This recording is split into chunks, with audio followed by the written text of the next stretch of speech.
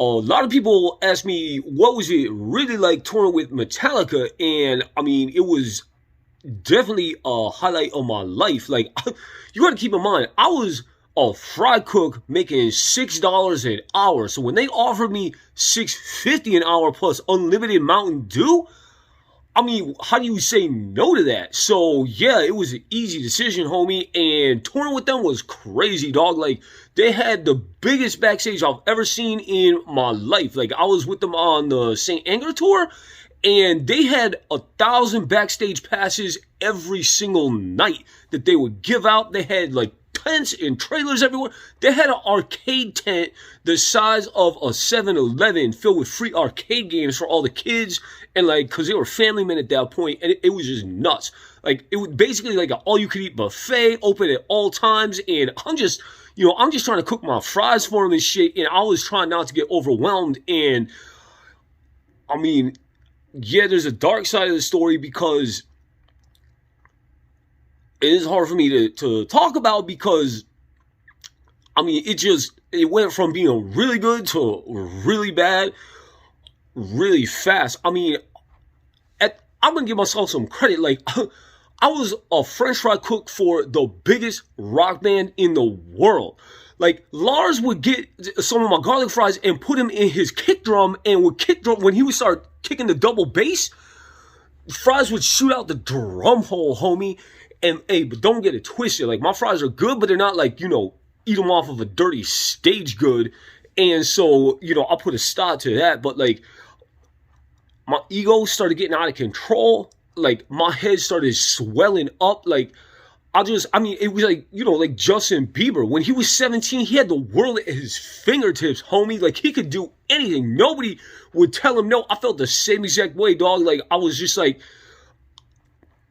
my ego was getting out of control. And ever since I was a kid, I always wanted clothes with my own name on it. Like that to me was a huge sign of success, which is why I sell merch with my name on it now, because it's just like it's a dream come true for me. And so one of the tents that they had backstage was a clothing tent, and they all had their own robes with their own names on them, homie. Like, and so this, like James, the lead singer, James Hetfield, this is his robe, and it says Papa Het. That was his nickname on tour, Papa James Hetfield. And dog, I would walk back and forth to the catering tent, and I would brush up against this thing. I would feel the softness on my arm skin, homie. And I was just like, God, like when can this happen for me? And that's where the story takes a turn, dog, because like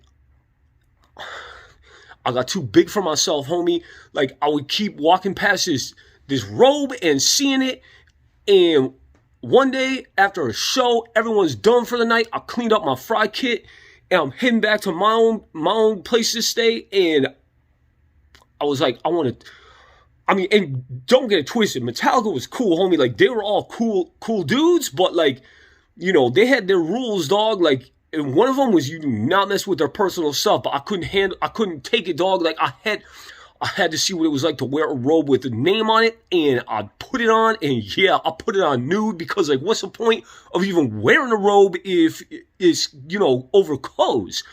So I could feel it, homie, and I was just like, this is what it's like, dog. Like, this is what it's like to be a rock star, just wearing this soft-ass robe with your name on it.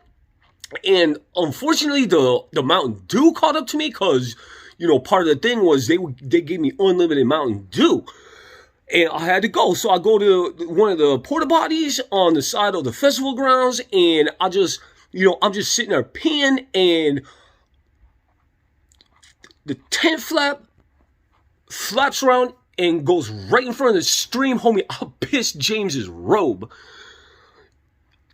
Now, back in the day, I would have been like, I'm gonna crumple this up and throw it in the ditch.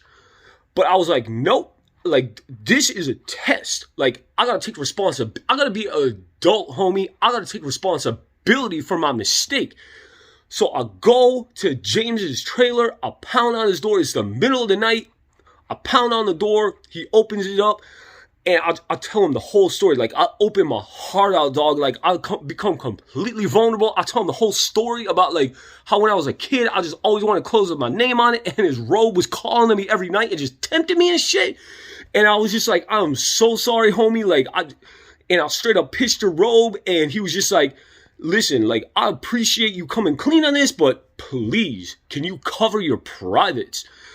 I was like, my bad, homie. So, I flapped the robe back around, and, unfortunately, it's not a happy ending, dog, because he was just like, thank you for taking responsibility, but I gotta let you go. Like, you just cannot be wearing my clothes and peeing in them. I was like, I get it, dog. Like, thank you for the opportunity. And, next time, I'm not going to make the same mistake. And that's the thing, homie. To this day, I have never, ever worn another famous person's clothes and peed on it.